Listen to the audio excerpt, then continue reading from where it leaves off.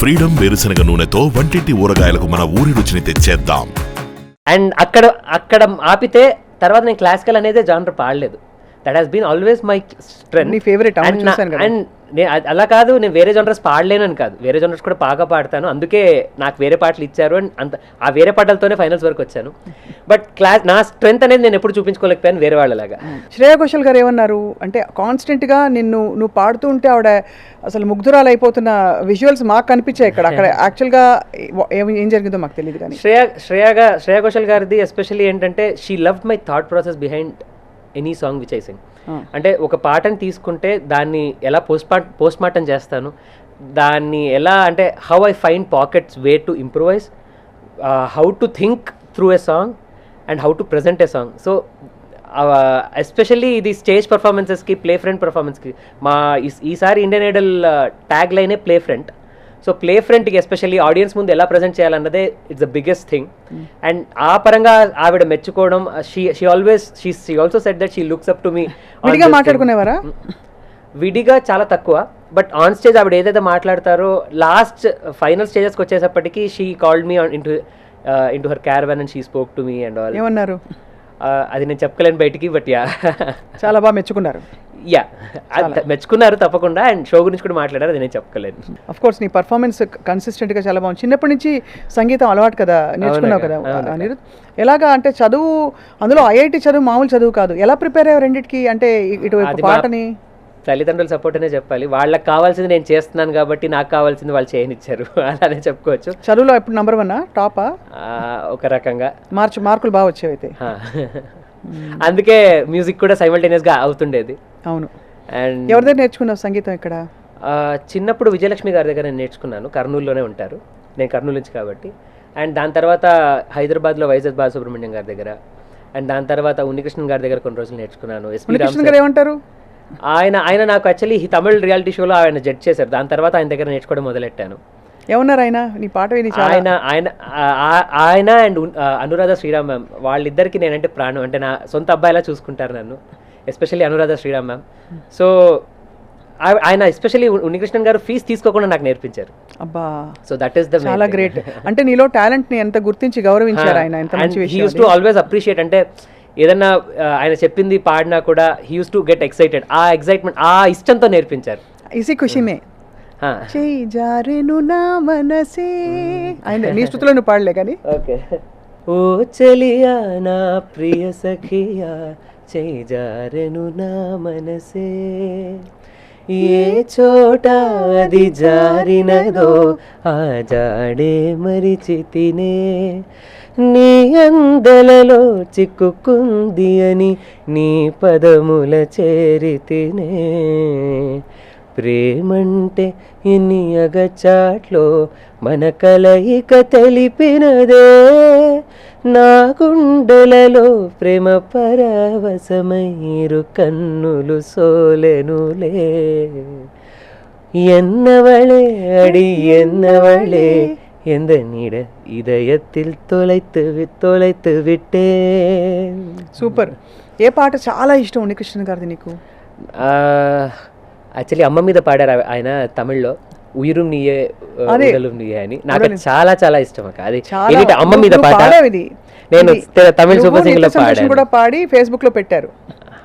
అవును, ఫేస్బుక్ లో ఎవరో నేను చూసాను. అది చాలా మంచి, అది అమ్మ మీద పాట ఎస్పెషల్లీ. అండ్ అమ్మ కంటే వేరే ఎమోషన్ ఏది స్ట్రాంగ్ ఏది ఉండదు. సో ఆ పరంగా ఆయన ఇచ్చిన ఎమోషన్ అవనివ్వండి. రాగమా? కానడా కాదు, కమాస్ రాగం.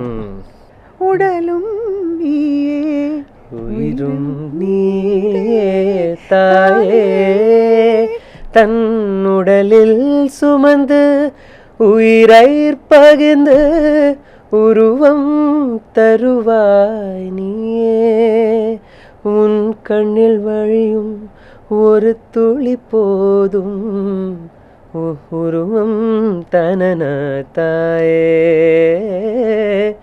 உன் கண்ணில் வழியும் ஒரு துளி போதும் உருகும் தனன தாயே, உன் காலடி மட்டும் தருவாய் தாயே, சொர்க்கம் என்பது பொய்யே నీ కాలడి నీ పాదాల దగ్గర ఉండడమే నాకు స్వర్గం, దానికంటే నాకు ఇంకా త్రిశంకు స్వర్గం కానీ ఈ స్వర్గం అవసరం తల్లి లేదు గురించి అలా అని మాట్లాడు, ఎంత గొప్ప పాట. రాసింది అలానే అండ్ కంపోజిషన్ రెహమాన్ సార్ చేసింది నాకు అలానే. ఇప్పుడు నువ్వు చెప్పాక గుర్తొచ్చింది పాట, యాక్చువల్లీ ఫస్ట్ గుర్తు రాలేదు, but it is fabulous song అది. సో ఉన్నికృష్ణ గారి దగ్గర ఎంతకాలం నేర్చుకున్నావు అని? ఆయన దగ్గర ఒక 1.5 years అక్క. అండ్ అది and it always use to be exchange class అన్నట్టు, ఎందుకంటే ఆయన ఫీజు కూడా తీసుకునేవాళ్ళు కదా, క్లాస్ లాగా కాదు, it use to be more like a mentorship. And SP Ram sir దగ్గర నేర్చుకున్నాను, లాల్గుడి జయరామన్ గారి శిష్యులు. అండ్ అందరూ మహామహులు, అందరూ మామూలు వాళ్ళు కారు. అండ్ ఇప్పుడు హిందుస్థానీ నేర్చుకుంటున్నాను. ముందు ఓంకార్ హవల్దార్ గారు సార్ దగ్గర నేర్చుకున్నాను, who is disciple of his father and his father is disciple of Bhimsen Joshi గారు.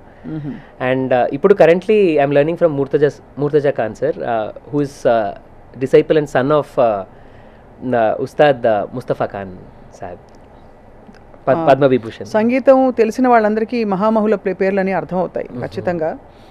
చాలా గొప్ప ప్రయాణం. కానీ ఇలా చేస్తూ మరి చదువులో నీకు మార్కులు ఎలా వచ్చేవి? ఒక సీక్రెట్, ఇప్పుడు అందరూ మళ్ళీ ఎంట్రన్స్లు రాయడానికి రెడీ అవుతున్నారు. ఇష్టం ఉంటే ఏది కష్టం కదా, కదా ఒకటే చెప్తాను. ఎలా చదవాలి చెప్పవా కొంచెం ప్లీజ్? నాకేం లేదంటే చుట్టుపక్కల అందరు చదువుతుంటే నాకు చదవాలనిపించేది. So that was my motive. And ఒక మోటివేషన్ ఉంటే తప్పకుండా ఏదైనా చేయొచ్చు అన్నది నేను బలంగా నమ్ముతాను. So that is what has motivated me. Even example Indian Idol తీసుకున్నా, ముందు నన్ను భాష రాదు, డిక్షన్ ప్రాబ్లం ఉంది, మనకు ఎవరు సౌత్ ఇండియా నుంచి ఎవరు వెళ్ళినా కూడా డిక్షన్ మీద వాళ్ళు కొంచెం ఎగతాళిగా మాట్లాడడం, కొంచెం ఇది చేయడం చేస్తారు. అండ్ అక్కడ ఎస్పెషల్లీ కాంపిటీషన్ కాబట్టి they use to point it out. మేక తోకకు మేక చెప్పని చెప్పాలి, అర్థం అవుతుంది అప్పుడు. So they use to point it out, but within no time నేను డిక్షన్ పిక్ చేయగలిగాను. అండ్ దాని తర్వాత కామెంట్స్ రాలేదు అని అంటే మాత్రం everyone around me use to inspire me. So ఆ కాంపిటేటివ్ స్పిరిట్, ఆ మోటివేషన్ ఉంది కాబట్టే ఎక్కడైనా కూడా చేయగలిగాను అనేది నేను బలంగా నమ్ముతాను. నీ పేరు కూడా గమ్మత్తుగా పలికేవారు, సుర్సురి భాయ్. సుర్సురియా? అది వాళ్ళు పెట్టారు, సుర్సురి భాయ్ అని. వాళ్ళు సుర్సురి అంటే ఎందుకు పెట్టారో తెలియదు, అదే సమ్ ఫన్నీగా పెట్టారు, బట్ నేను దాన్ని మార్చుకున్నాను. కన్నడలో సుర్సురి అంటే fire, so Pushpa fire, Pushpa flower కాదు ఫైర్ అన్నట్టు అలా మార్చి వాళ్ళకి చెప్పాను అనమాట. నువ్వు కూడా తగ్గేదేలే మరి. అసలు కాదు అనిరుద్, మరి ఇన్ని భాషల్లో నువ్వు పాడుతూ వచ్చావు కదా ఇంతకాలంగా, ఇంతకు ముందు ప్లేబ్యాక్ సింగింగ్ అవకాశాలు బాగా వచ్చాయని. తమిళ్లో పాడావు నాకు తెలుసు. తమిళ్లో పాడాక తెలుగులో రెహమాన్ సార్ దగ్గర పాడావు కదా? రెహమాన్ సార్ గారికి ఒక OTT మూవీకి కన్నడలో పాడాను ఆయనకి.